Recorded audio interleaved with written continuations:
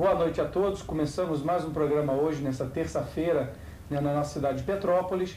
Hoje nós vamos entrevistar aqui o Anderson e a Ana Cecília, além de meus amigos, além de serem casados, são pedagogos, gerenciam e administram uma escola, na nossa cidade. E nós vamos conversar um pouco sobre um tema que tem batido muito a nossa porta, que é a educação.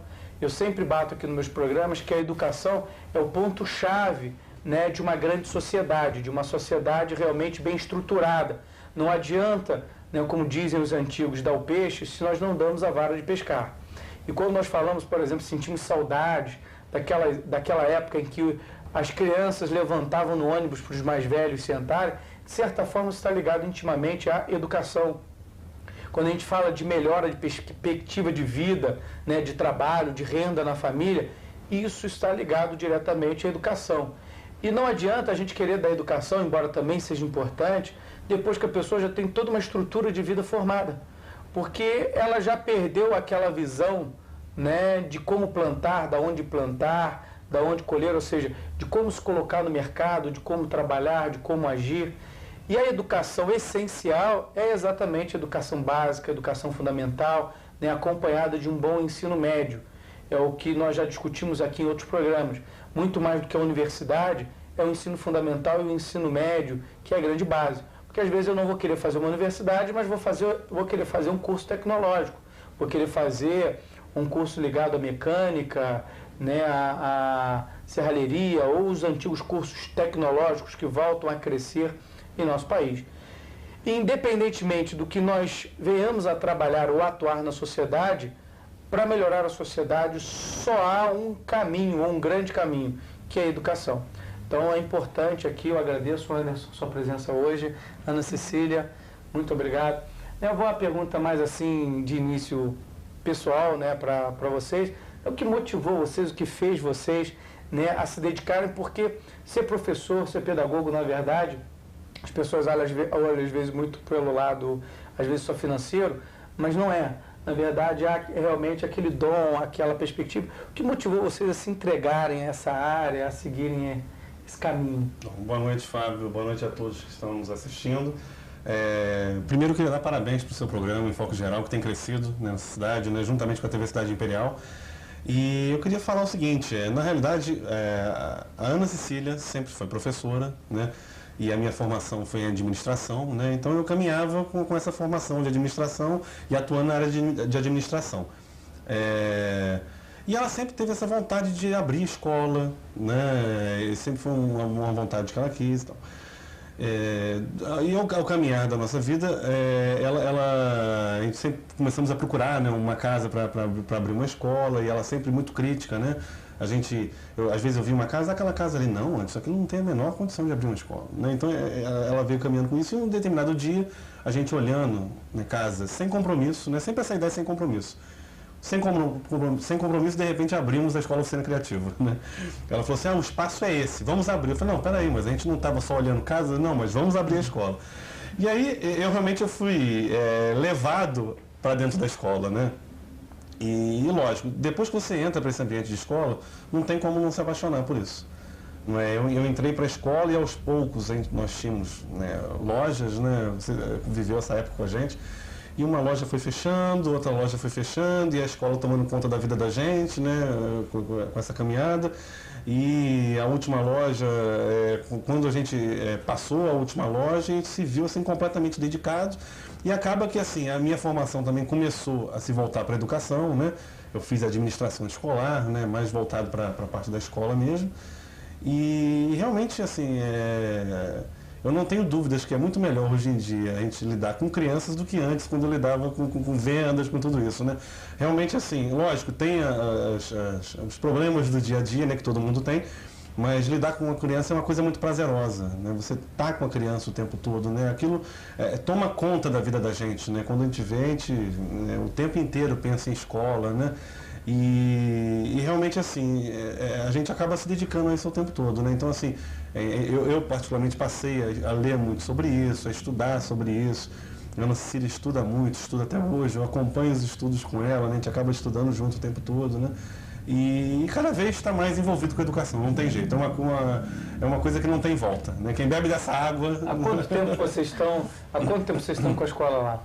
Tem 11 anos, exatamente. 11 anos, né? Passou rápido, anos, né? Rápido demais. Parece que era aquela pintura que estava fazendo lá. Pois é, né? Começou com uma pinturazinha no muro e hoje em dia são painéis, né? Tudo vai crescendo, né? Desenvolvendo, né?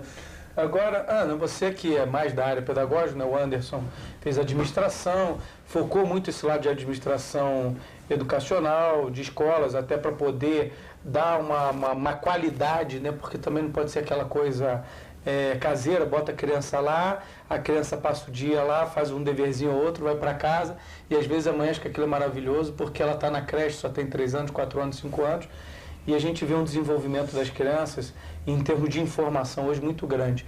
Como é que vocês têm trabalhado a pedagogia de vocês dentro da escola e o que vocês veem assim de necessidade em termos de alteração, não necessariamente da escola, mas ao longo desses 11 anos que vocês têm trabalhado, em termos de criança, de informação, da participação dos pais, até mesmo da participação dos pais na escola, na vida da criança em termos de educação? Trabalhar com criança, né, requer uma dedicação e principalmente para que a gente possa ter respeito à criança e à infância. Né? Com esse respeito, a gente vê a nossa proposta na escola sempre voltada para o melhor para a criança. Né? Dentro das teorias que a gente tem, da linha que a escola possa estar adotando, né? A gente trabalha numa linha construtivista, que a criança possa construir o conhecimento, mas o papel do professor, o papel do planejamento é essencial para que essa criança possa se desenvolver. Né? Lá na escola a gente observa muito assim a participação dos pais, até porque é uma escola que está aberta, né? A gente está sempre convidando os pais, principalmente para acompanhar o trabalho, né? Para acompanhar, crianças ficam na escola de segunda a sexta, a tarde toda, né? E o que eles fazem dentro da escola, né? Eu acho que esse é o nosso grande compromisso em trabalhar com criança, né? Nem sempre o mesmo trabalho ao longo desses 11 anos, ele tem sido feito, né? A gente vai sempre estudando, vai sempre buscando melhorar para poder atender, né, a sociedade, o desenvolvimento. Hoje, por exemplo, a gente assiste muito uma alteração no que se refere ao comportamento das crianças, até nos questionamentos. Né? Às vezes eles perguntam coisas. Antigamente a gente perguntava também, mas as perguntas hoje são até discutidas. Eu vejo pelo meu filho de 5 anos, né? Ele veio para mim, pai, estou vendo falar em política, quem vai ser candidato? Aí eu falei, meu filho, você só tem 5 anos. Não, mas eu vi isso no jornal, ou seja, a informação chega muito rápido às vezes. Como é que vocês têm trabalhado, né, essa realidade? E muitas vezes, nem todo mundo, infelizmente, tem condições de ter esse acompanhamento que vocês dão, que a escola de vocês acaba oferecendo e que outras escolas também oferecem. Como é que vocês têm visto isso no dia a dia dessas crianças? Como é que vocês têm trabalhado? E o que vocês acham, assim, enquanto pedagogos, que os pais poderiam estar trabalhando em casa, né, mesmo naquelas famílias onde muitas vezes a criança não tem a condição de ter esse acompanhamento, né, que uma escola como a de vocês acaba dando?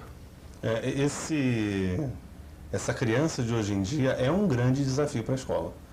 Não é? E toda a escola, na realidade, ela realmente está tendo tem que aprender a cada dia mais, né, a causar, assim, a ter desafios para essa criança, porque realmente hoje em dia eles têm muita informação, né, de todos os lados, eles têm acesso à internet, à TV, não é, a jogos, a tudo isso que dinamiza, né? A gente pega assim, a gente fala em criança, mas fala em jovem também.